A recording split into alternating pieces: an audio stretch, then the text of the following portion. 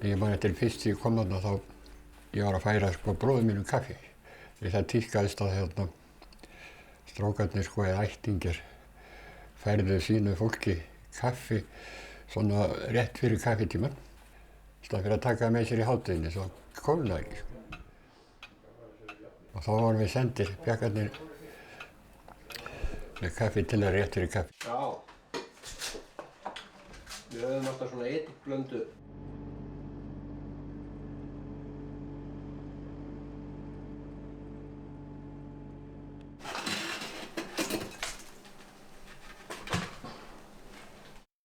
En ég sniglast þarna inn og stend við rennibekkin hjá einu sem var að vinna þarna.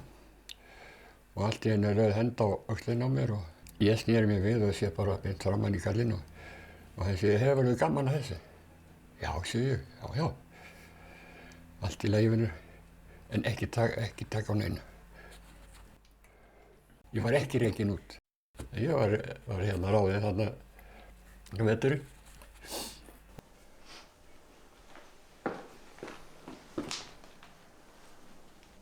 Ekki er mér lítið þáttar sko.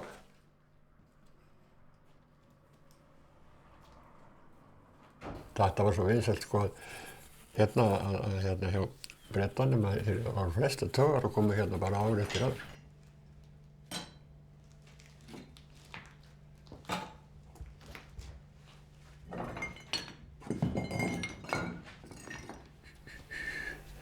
Þetta er 1900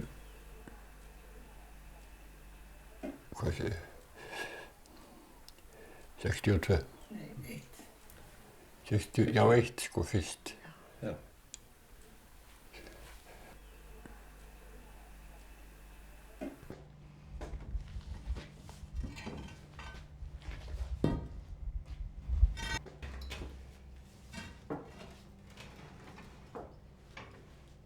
Ég lærði sem vélvirki, fór í iðnskóla hjá Matthíasi sem var upp á lofti heima hjá honum.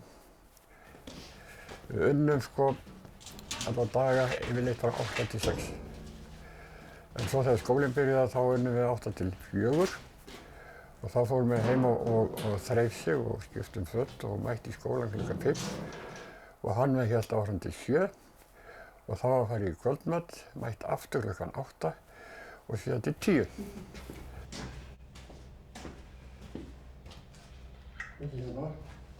Og þetta er Línuskífa 180. Þetta er línuskífa.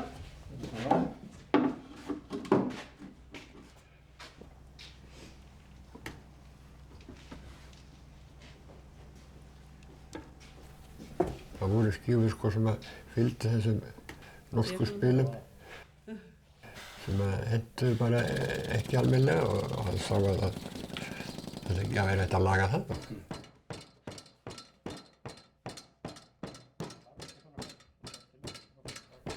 Það dregur úr þessu sko, en það er bara verið mjög lítið á línuskífum og ég kenni því að kvótinn er kominn á stóru kalla og einu bara minni fá ekkert lengur að fiska og þá er ekkert að nota línuskífur. Hákarlinn er búinn að gleypa þetta allt saman og þessi litlu fá ekki neitt.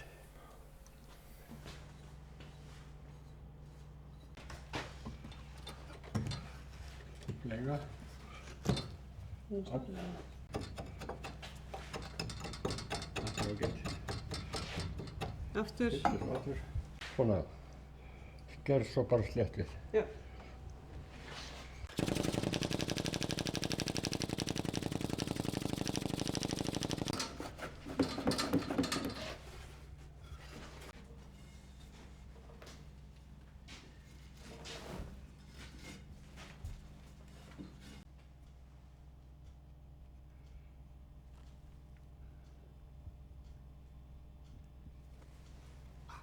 Brotnaðu. Þetta er öllin.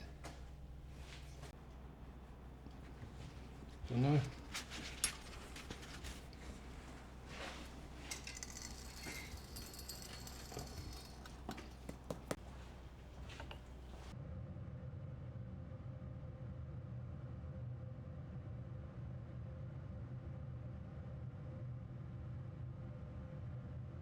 byggja mig allt.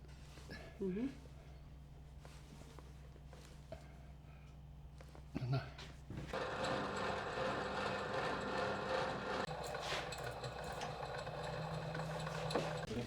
Hversu vel á ég herða?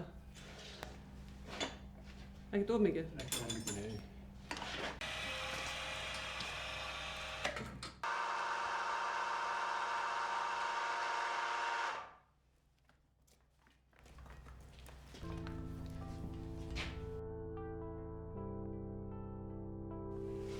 Þetta er Guðmundur Sigurðsson, stofnandi þessa fyrirtækis. Matthías, sonur Guðmundar.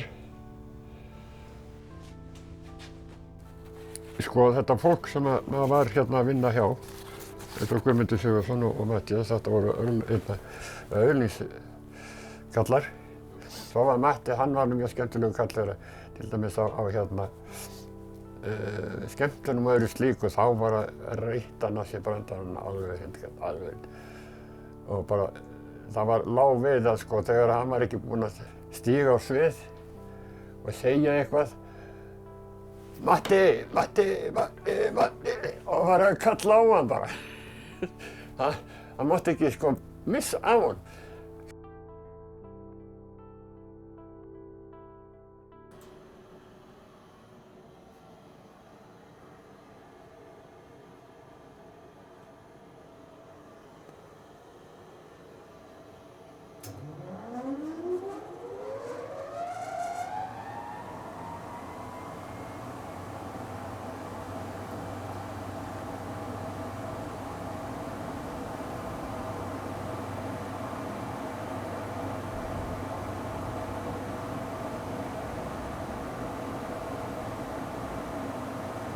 Hann talaði svo mikið hérna veruleikann, það er að segja náttúruna í manninu.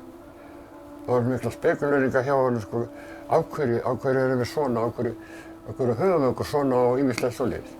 Það var djúpt sokkinn í það oft og skýra þetta út.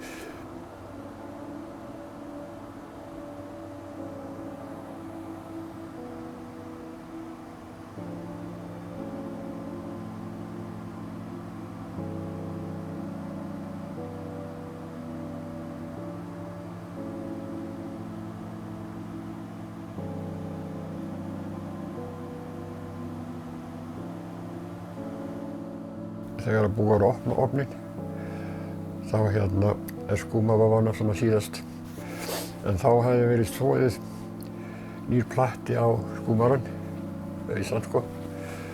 Og á leiðinni úr hinu húsinu hingað. Og þá hafði rekist eitthvað niður í snjóinn.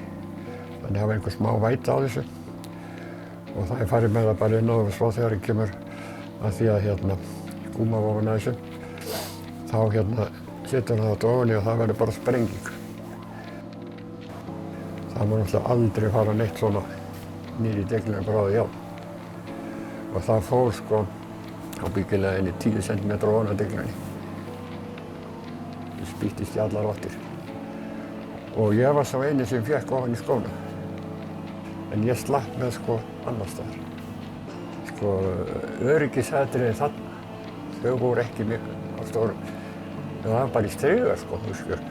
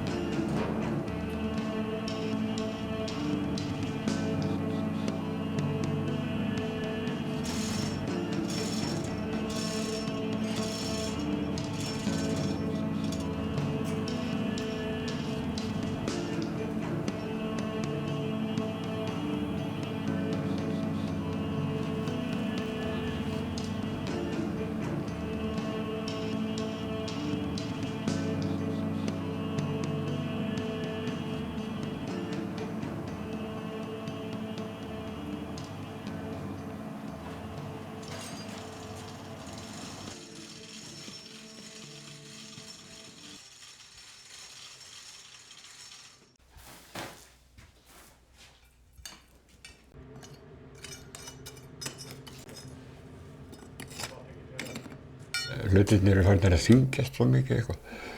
Það er eitthvað sem að náttúrulegt, ég veit ekki á hvern hátt.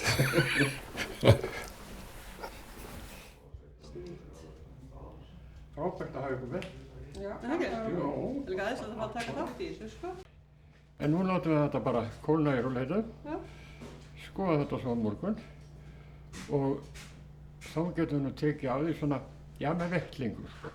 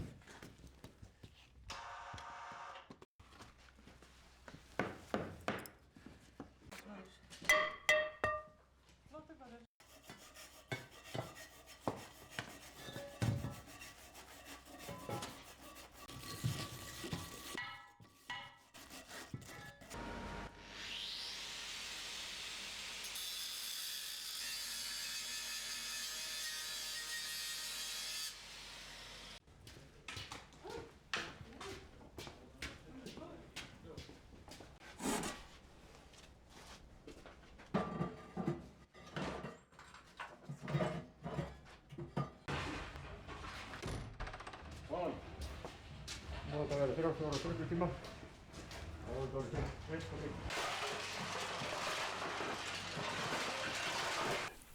Maður kom á mánudagsmorgni.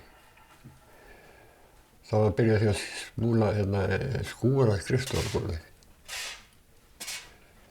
Og það var svona Emil gráfata, hún er þarna við dyrnar ennþá. Og klútur. Og svo var sett hráolía í þetta, fötuna, það var ekki vatn og sápa og gólfið skrúbbað. Og það var dálítið sterk lykt þarna inni og mikilvæg lengi á eftir.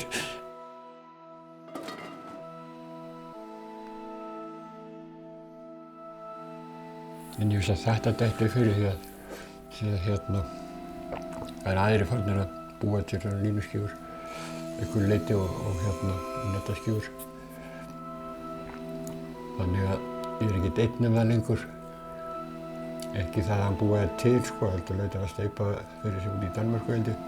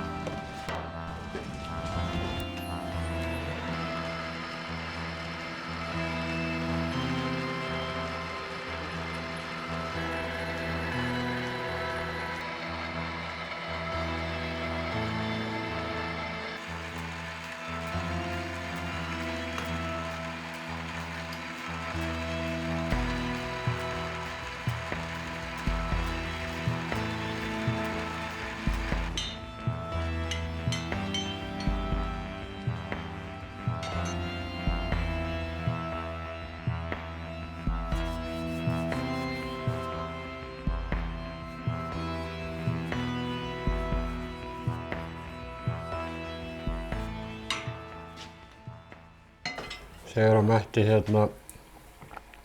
veikist,